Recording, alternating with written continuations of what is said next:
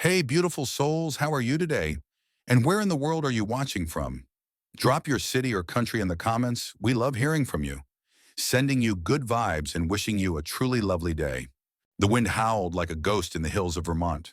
Trees bent sideways, their leaves slapping against each other in panic. The sky was dark, an endless sheet of bruised clouds rolling overhead. Rain came down in angry slants, soaking the earth, the road, and the man behind the wheel. Thomas Aiden gripped the leather steering wheel tightly. The engine of his sleek, silver prototype, one that hadn't even been released yet, began to cough, a sound he never wanted to hear. "Come on," he muttered, tapping the dashboard. The car gave one last choking sigh and died. Silence, except for the hammering of rain on the windshield. He leaned back in the seat and exhaled, watching steam rise from the hood. No signal, no map, just trees and shadows all around him. Thomas Aiden, the millionaire car king, was stranded. No security, no driver, no press. Just a man in soaked boots, a hoodie sticking to his back, and a heart that felt heavier than the rain. He stepped out into the storm, water slapping his face. His boots hit the gravel road with splashes, thunder rolling behind each footstep. Then he saw it, a barely lit sign swinging in the wind. Everpine Country Inn. The letters were old, faded, but the glow behind the small window felt like salvation. He pushed the door open. Warmth, wood, cinnamon. The lobby was dim and smelled like old fireplaces and forgotten books. A vintage clock ticked slowly above the check-in desk, and standing at that desk was her. She wasn't glamorous. No diamonds, no red lipstick, just rain-soaked jeans, an oversized hoodie clinging to her back, and a ponytail that had half fallen apart. She was leaning on the counter, talking casually to the old innkeeper. Her boots were muddy, her fingers were rough. And yet, Thomas couldn't look away.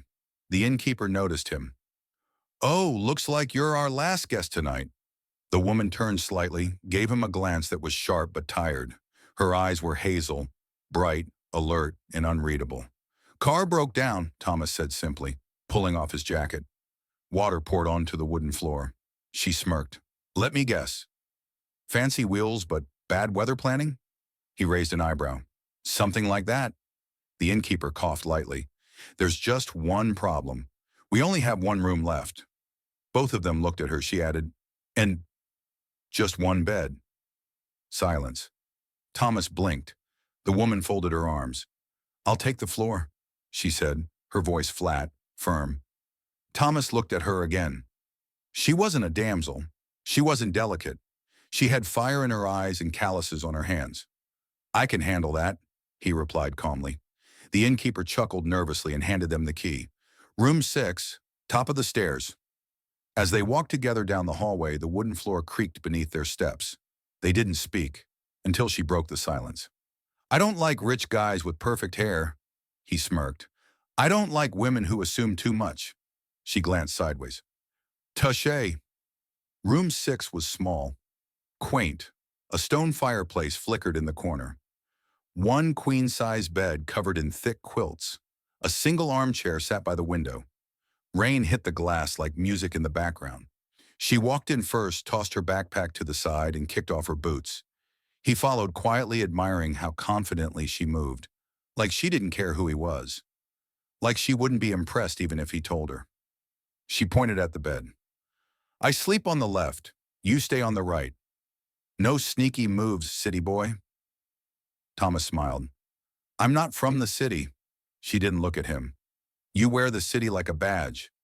He took off his hoodie, revealing a clean black thermal shirt that clung to his frame. She didn't comment, but she noticed. They changed silently, backs turned. When he finally climbed into bed, the tension was so thick it could have been sliced with a car key.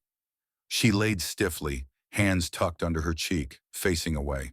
He stayed on his side, respectful. Still, thunder cracked. She jumped slightly. He noticed. "You okay?" he asked softly. "I hate storms," she whispered. "They remind me of things I don't want to remember." He turned his head on the pillow, eyes fixed on her silhouette. "You don't have to talk about it." "Good," she replied, "because I won't." Still, her voice trembled slightly. just enough for him to feel it. The fire cracked again. The rain eased for a second, then returned, harder. But inside, the air had changed. Something unspoken passed between them. Something slow, something warm. She turned just a little, eyes half open in the dark. "You ever share a bed with someone you don't know?" she asked quietly. Thomas's voice dropped. "Only once, and it's tonight." Her lips curled into the faintest smile, and for a moment it wasn't a cold in anymore. It felt like a pause in both of their lives, like time had pulled them out of their chaos and dropped them here, where no one knew their names, their baggage, their pasts, just two tired souls in the middle of a storm. And one bed. The room was old-world charming, soaked in soft amber light from a crackling fireplace. Wooden beams crossed the ceiling. Dusty novels lined the shelf. A single queen bed stood in the center, heavy with thick plaid blankets and 100 unspoken questions. Stella exhaled slowly as the innkeeper handed her the key. Her fingers were cold from the rain. Her hoodie dripped onto the wooden floor. She turned the key in the door and stepped inside first, glancing around, trying to appear calm. Thomas followed with a quiet nod, placing his leather duffel by the chair. His coat, an expensive rice piece, was damp at the edges, but still looked effortless on him. His presence filled the space like thunder in the distance, low, deep, and impossible to ignore. Stella peeled off her soaked hoodie and hung it over a chair. "I'm Stella," she said finally, as if admitting her name gave him a sliver of control. "Thomas," he replied, simple, clean, without embellishment. They didn't ask more. "No, where are you from? No, what do you do?" No small talk, only silence and tension. She grabbed her overnight tote and disappeared into the bathroom. The sound of the faucet running was oddly intimate. When she returned, her damp hair clung to her collarbones. She wore an oversized t-shirt that hung off one shoulder and cotton shorts that brushed the tops of her thighs. Barefoot, natural, effortlessly disarming.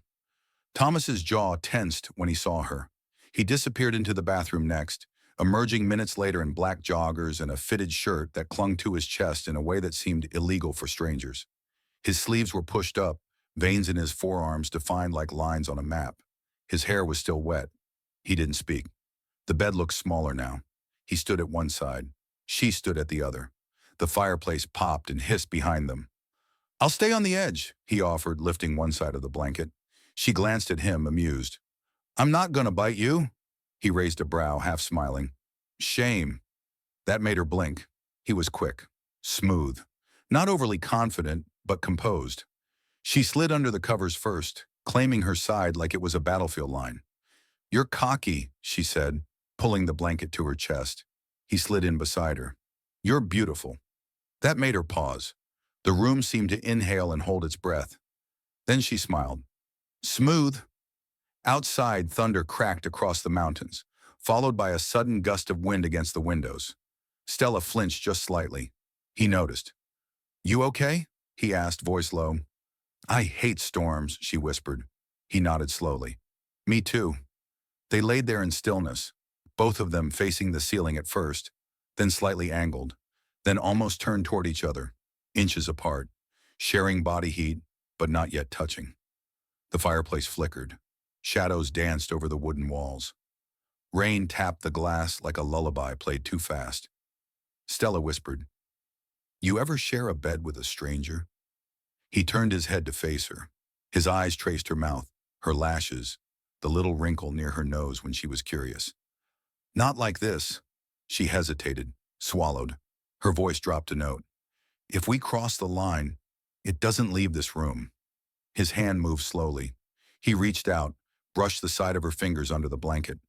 "Deal," he said, so softly it almost wasn't sound. Their faces met halfway. No rush, no force.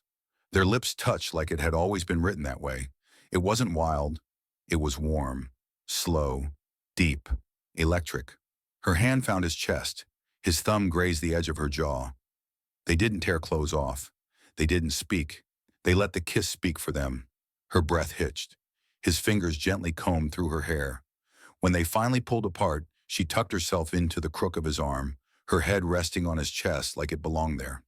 His hand found her waist and stayed there, possessive but gentle.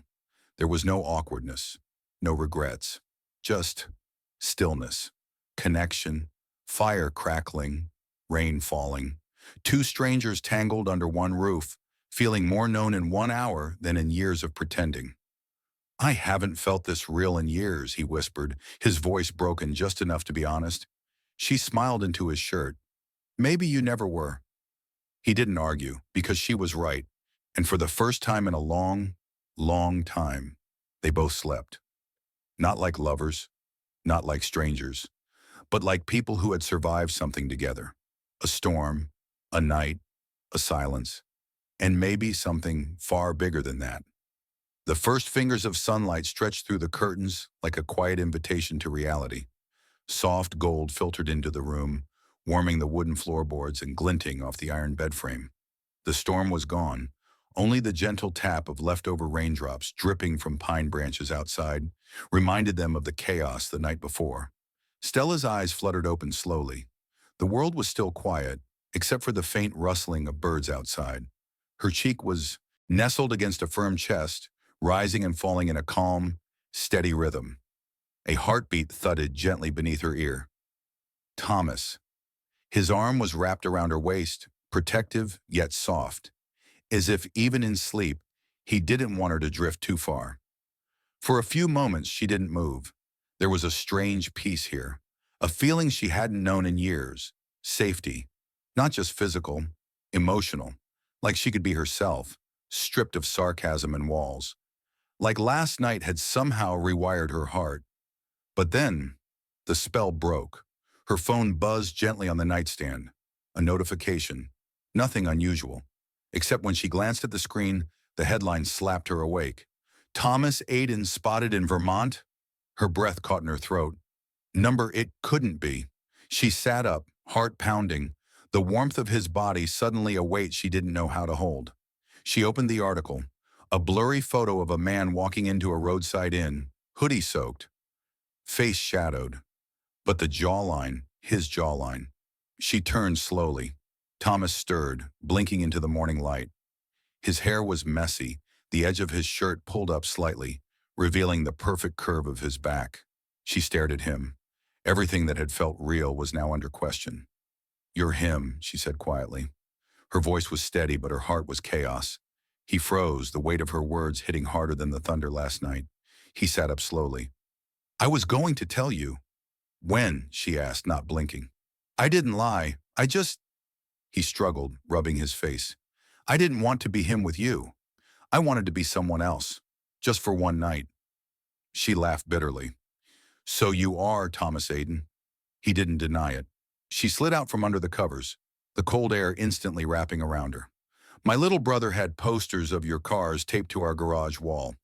He saved his lunch money to buy toy models of your brand. And last night, I shared a bed with you like you were ordinary. I am, he said. Or I was trying to be. She stared at him, pain swimming in her eyes. Guys like you don't live in my world. You just visit it. Play pretend. Escape your fancy penthouses by slumming it in places like this. That's not what this was, he said firmly, standing now. Stella, I wasn't pretending with you. I came here to disappear, not deceive. But you didn't tell me, she snapped. That's what hurts. He stepped closer. Would you have trusted me if I did? She hesitated. That was the worst part. She didn't know. He sighed, frustration knotting in his brow. I've had everything money can buy. But last night, that was the first time in years I felt seen, not for what I own, but for who I am. She wrapped her arms around herself, heart cracking open in confusion. I liked you, she whispered. The you I thought you were. He took a breath. That version of me wasn't fake, Stella. It was the only real part I still have. She looked at him, and for a second, just a second, saw the boy behind the empire, the loneliness behind the empire. But her guard was up now, walls rebuilt in seconds. I need to go, she said, picking up her backpack. Wait. His voice softened. Don't let my name erase last night. She paused at the door, back still to him. Then with a voice laced in sadness and strength, she whispered, Maybe I was never supposed to know your name. and she left. The door clicked shut behind her, leaving Thomas Aiden standing in a sunlit room, more alone than he'd ever been. Not because she knew who he was, but because she'd seen who he really was, and walked away. The Maplewood Auto Fair was buzzing louder than a hive of angry bees. Engines revved, crowds chattered, and the smell of gasoline mixed with sizzling street food filled the air. This was the big league, where people showed off their expensive, shiny toys. Cars that gleamed under the afternoon sun, polished until they reflected the faces of onlookers. This wasn't the world Stella grew up in. This was the world that looked down on it. But Stella stood tall next to her 1967 Mustang, every inch of that car soaked in memories and hard work. It wasn't just a car. It was a living tribute to her father, who had passed away too soon. Her hands had bled, her back ached, and countless nights were spent under that hood. This Mustang had soul, a heartbeat all its own. Judges in their sleek suits and shiny shoes walked past her car like it was a dusty old relic. One judge whispered loud enough for others to hear, "Who let the backyard mechanics in?" The words cut deeper than any wrench ever could. Her stomach twisted into knots. She fought the urge to turn away, to hide, to give up. But she couldn't. Not after all the blood, sweat, and tears she poured into this car. Then, like a sudden thunderclap breaking the silence, a voice echoed over the crowd. It was deep, calm, and unmistakably commanding. "This Mustang," Thomas Aiden said, stepping onto the stage with the microphone, "has more soul than half the $1 million. Shells parked here." Gasps rippled through the crowd.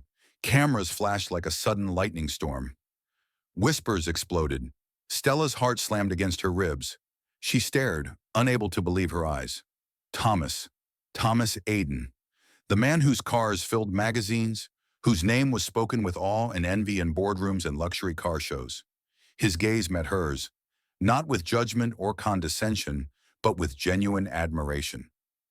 "Anyone can buy a car," he continued, voice steady and rich with emotion, "but it takes heart and courage to build one that tells a story." Judges shuffled uncomfortably, some glancing away, while the crowd erupted into applause, their cheers shaking the ground beneath her feet. Tears threatened to spill down Stella's cheeks, not from shame, but from an overwhelming surge of pride and disbelief. Someone had seen her work, really seen it. Later, when the crowd had thinned, Stella found Thomas standing alone by her Mustang, hands in his pockets, looking every bit the powerful man she'd glimpsed beneath last night's storm. "Why do you keep showing up?" she asked, voice sharp, yet carrying a thread of vulnerability. "Because you're the only one who sees past the brand," he said softly, meeting her eyes. "Past the cars, the money, the name. You see me." Her jaw tightened. "I see the walls you build, the fortress around you, the cracks you hide from the world." He looked down for a moment, voice barely above a whisper. "Maybe I'm scared someone will see what's behind those cracks." She stepped closer, heart pounding. "You don't have to pretend with me. Not here, not with this Mustang." He nodded slowly, the perfect mask faltering for the first time. "Your car is like you," she said, her voice softening. "Rough edges, history, strength, not perfect, but real." He smiled faintly, a warmth she hadn't expected. "And just like your Mustang, I'm still a work in progress." For a moment, neither spoke, just the hum of distant engines and the weight of unspoken truths. Thomas reached out, brushing a stray lock of hair from her face, fingers trembling slightly. "You taught me something today," he admitted. "That strength isn't about money or power. It's about passion, resilience, heart." Stella looked up at him, hope flickering in her eyes. "Maybe," she whispered, "we're both broken, but maybe together we can be whole." He took a step closer, closing the small gap between them. "This Mustang and you both remind me what really matters." Her breath hitched. "Then don't ever leave this world behind." He smiled, pulling her hand gently into his. "Not now. Not ever." Under the fading sunlight, amid the hum of engines and distant cheers, two walls cracked open, and for the first time hope rolled in like a smooth ride on an open road. The moon hung low, a silver coin in the ink-black sky, casting long shadows across the gravel lot behind Everpine Inn. The world had quieted down. The auto fair was over, crowds gone, spotlights off. But one light still flickered, the dim glow of a work lamp, spilling warmth over the hood of a Mustang that refused to sleep. Stella was there, grease-streaked fingers, a wrench in one hand, her other hand steadying the engine. She was alone except for the whispers of wind and the occasional hoot of an owl in the trees. She was humming softly, a tune only her father used to know, fixing the same Mustang that had made her both invisible and unforgettable in the span of a day. Working again? A familiar voice broke the silence. She looked up. Thomas stood near the edge of the lamplight. Leaning against a post, arms crossed, a playful shadow in his eyes. "You race?" he asked casually, as if the question didn't carry thunder behind it. She wiped her hands with a rag, raising a brow. "Only when it matters." He stepped forward, reaching into his coat pocket. The faint clink of metal, a glint in the dark. He pulled out a pair of keys, sleek, silver, unmistakably custom. His prototype, the one no one else had even touched. "Then race me," he said, tossing her the keys to her own Mustang. She caught them, stunned. "You serious?" His smirk was daring. "Deadly." Minutes later, the world became a blur of fog and fireflies. A back road carved through the Vermont woods. Two engines revved like wild animals under moonlight. Hers, a roaring beast of the past. His, a futuristic whisper of perfection. She took the lead first, but he was right behind her, headlights dancing in her rearview mirror. Their tires kissed the edge of danger. Trees zipped past. Wind screamed through the open windows. He tried to pass her on a turn. She blocked him with a quick swerve. "You're good," he muttered under his breath. But she was better. Just as they neared the final stretch, the road dipped. A curve only locals knew. She downshifted.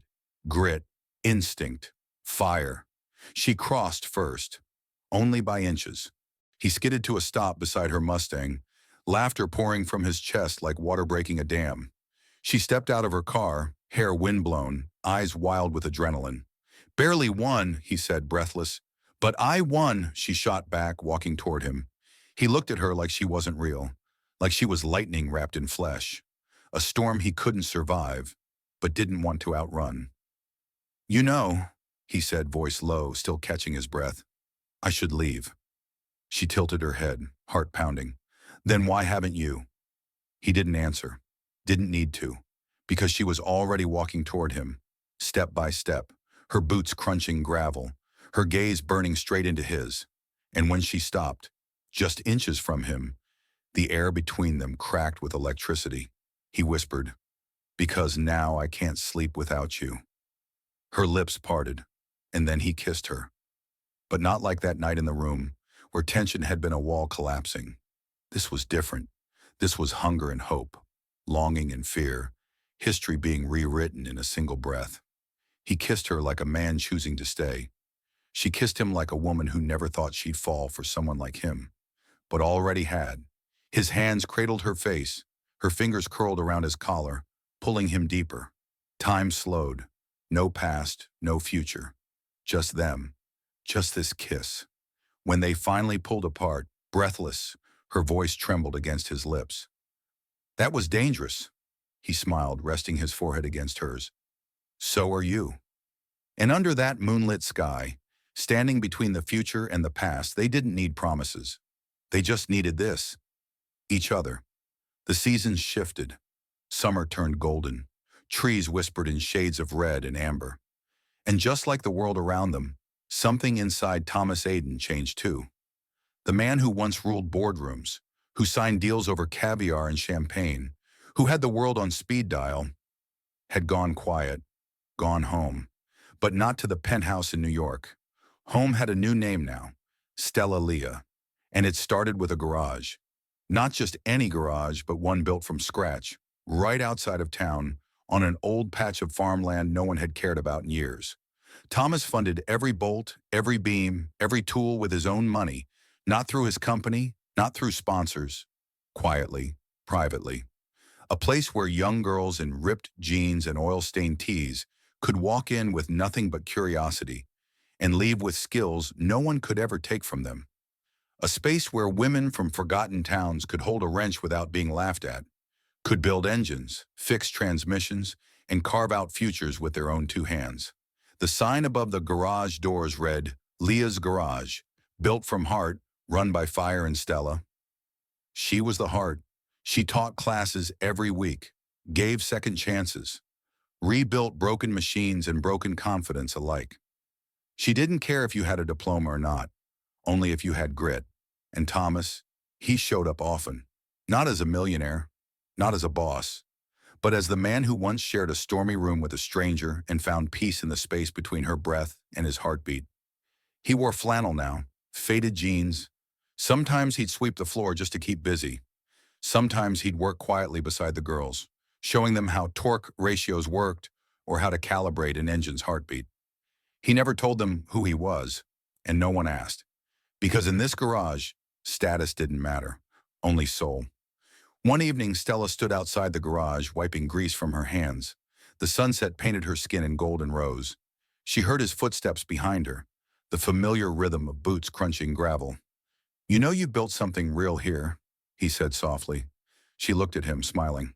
"I didn't do it alone." He shrugged. "You would have, eventually." She laughed, resting her head on his shoulder. "You still miss your world?" He shook his head. "Number, that world had volume but no music. This one sings." She tilted her face toward his. "And what do you hear?" He kissed her temple. "Peace."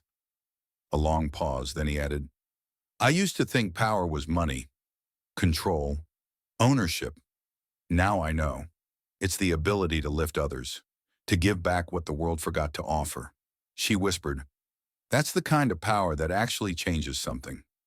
Thomas looked out at the group of girls inside the garage, laughing, building, creating. He blinked slowly. "They don't need me, and that's how I know it's working." Stella turned to him, her eyes shimmering. "They'll always need you. Just maybe not the version you used to be." He smiled. "Good." That guy was tired. She leaned into him, wrapping her arms around his waist. "This guy, he's home." That night, after the lights in the garage dimmed and the stars dusted the sky, Thomas and Stella lay under a blanket in the back of her Mustang, watching the night unfold hand in hand. And for the first time in his life, Thomas Aiden didn't dream of headlines. He dreamed of her laugh, of her fire, of roads that didn't lead to power, but to purpose. And in a world that once only judged by status and race and class, he had chosen something else. Love. He didn't just fall for the girl who shared his bed one stormy night. He stayed for the woman who rewired his entire world. And she didn't just fix his heart. She taught him how to drive it forward. Together, they weren't chasing legacies. They were building a new one. One bolt, one soul, one kiss at a time. Love doesn't check your bank account. It checks your soul. And sometimes the person society looks down on is the only one who can lift you higher.